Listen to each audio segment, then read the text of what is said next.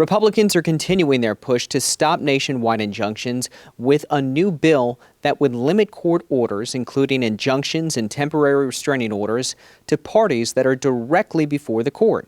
Republicans contend that individual judges are overstepping their authority by blocking President Trump's agenda nationwide. Senator Ashley Moody stated, "This clear overreach was never envisioned by the framers of the Constitution. This important legislation will be a tool to help stop the unreasonable restraints on executive authority." There are more than 90 district courts in the U.S. with 677 judges.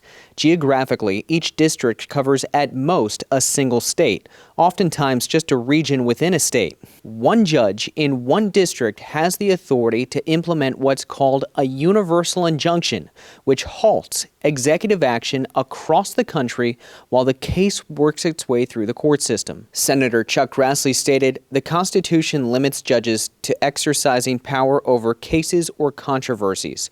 Judges are not policymakers, and allowing them to assume this role is very dangerous." The Congressional Research Service identified 17 nationwide injunctions issued in the first 2 months of the Trump administration.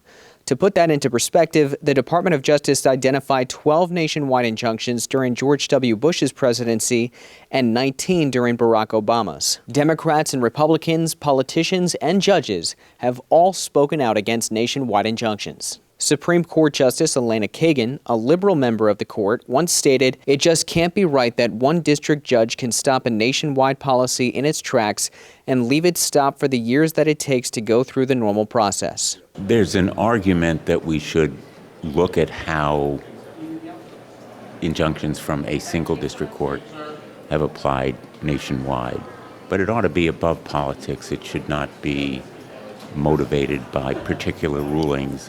And so far, the system seems to have worked pretty well. This bill has a greater chance of being approved than other measures introduced by Republicans that are considered more extreme, like impeaching judges who rule against the president or lowering the funding levels for certain courts. I'm not going to support reducing the federal judiciary's budget because someone doesn't agree with their opinions. That's not the right way. That's not the way we do it in America. The sponsors of the nationwide injunction bill say the Supreme Court has the authority to tell lower courts to stop nationwide injunctions. They also say Article 3 of the Constitution gives Congress the power to set limits on judicial authority. I'm Ray Bogan for Straight Arrow News. For more reporting, download the SAN app.